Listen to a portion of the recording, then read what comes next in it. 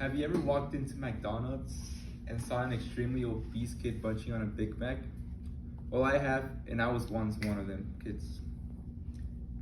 Some of us have either suffered from obesity, are currently suffering from it, or know someone close to us that has. As a close friend of mine got type 2 diabetes, I visited him at the hospital where I scratched out facts after facts from the doctor, along with heavily researching many academic journals on the topic of obesity. I am Jorge Salinas, and I highly encourage parents to take their children's health to more importance.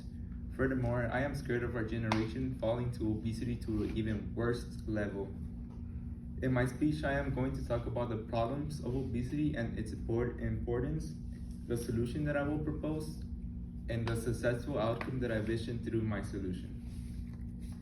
There are many causes of obesity. Today, I will focus on three main problems that I consider very important and why we should take action.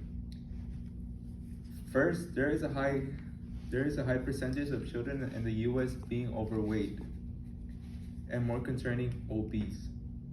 One cause of this can be that parents are not taking their children's health too much importance. They keep assisting their needs, which is buying them what they want and not disciplining them. According to Pasagali Kyra on the childhood obesity and parental reflective, it states that parents' inability to pay attention and discipline their children is one of the main causes of children developing maladaptive emotional regulations, such as relying on food to assist their emotions, which becomes a daily regular that leads to obesity. Second, many children who are obese or overweight are developing serious health problems such as type 2 diabetes and high blood pressure. Children are ignoring their health and continuing with their eating habits, especially in consuming excessive amounts of sugar, taking twice the amount they're supposed to, soda after soda, candy after candy, and chips after chips, which is not good. According to Bleach's Sarah study, the negative impact of sugar beverages on children's health, children in the US who consume more than one sugar beverage serving per day at 2 years old had a significantly increase in body mass index scores, concluding that children that consume sugary beverages are more likely to develop health problems due to their unhealthy portions of sugar that these beverages contain. Finally, children have easy access to junk food and prioritize fast food restaurants that contain very unhealthy foods. The expansion of fast food restaurants has children falling in love with them. As it is easy and fast, they are encouraged to eat out instead of home and eating unhealthy foods rather than healthy foods. According to Alexander Eleanor, the trends in the healthiness of the US fast food meals, while studying about 20 fast food restaurants in the US, studies show that most of the restaurants don't fall under the American Heart Association criteria, which focuses on categorizing nutritions. Therefore, fast food consumption has been associated with unhealthy diets, including increased calorie, total fat, and Saturn fat intake, as well as poor health outcomes such as overweight and insulin resistance. It is important that parents and guardians take their children's health to more importance, because those children are the ones who will carry out our future one day, and we want them to be healthy and in the best shape possible in order to have a positive impact in our future. If children remain obese, they will grow up as lazy adults and have low motivation in life, where they do not want to get a job, or they are less likely to be employed by prestigious jobs, leading to an economic crisis. According to Lee Hayani on the impact of obesity of employment and wages among young adults, men who are obese or overweight were 50.8 less likely to have a job or be employed, and women were 30.3 less likely to have a job. concluding that obese people earn less or are more likely to remain unemployed.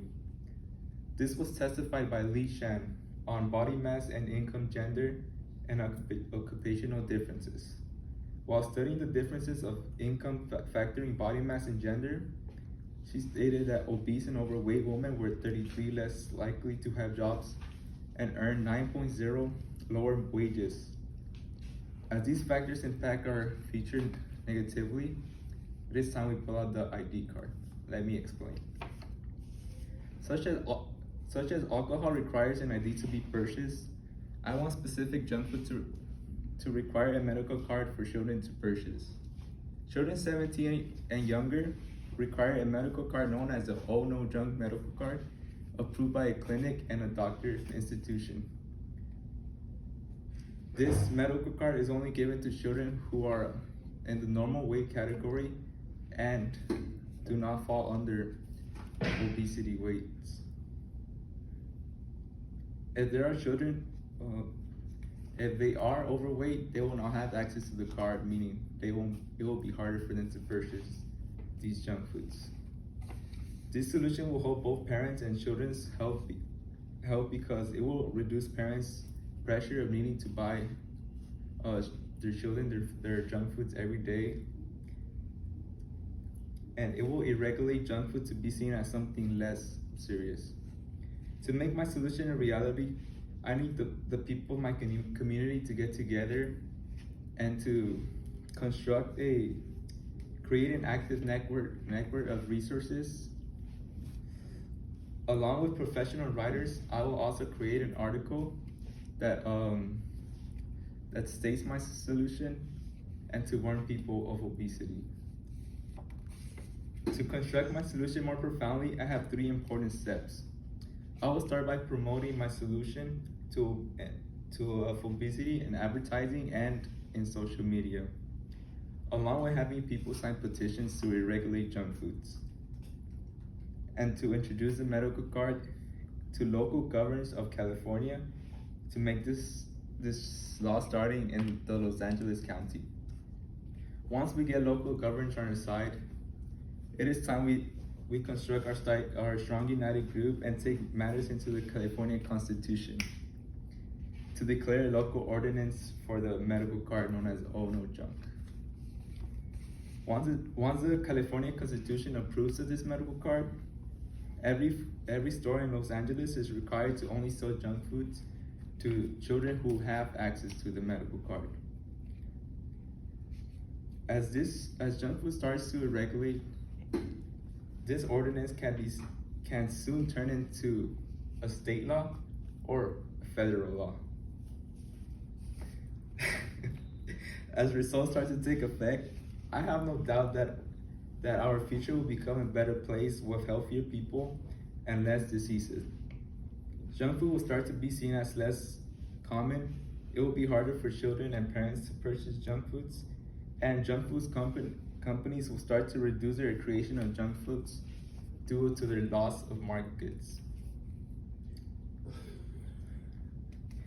And those companies will soon start to focus on healthier options. If there is no action, obesity rates will increase even more. Children will keep buying junk food, and more companies will be influenced to create more and new junk foods due to their amount that they are making. Capitalism. In conclusion, 5 years from now, I hope to walk into McDonald's and see a nice healthy kid eating a sandwich. I remain worried that our future generation will fall into obesity to an even worse extent. That's why I encourage parents to take their children's health to way more importance than they are now. Now to recap, with the help of some sources, I stated that there is a high rates of obesity in children that leads to diseases, and how the food desert connects to this. Then for my solution, I introduced the concept of the Oh No Junk medical card that fights this. Finally, for the results, I see a world of healthy children and people, and the perception of junk food to be seen as less serious, to be seen as less common.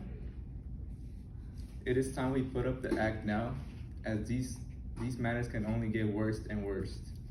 Now may we begin now. That was it. Thank you.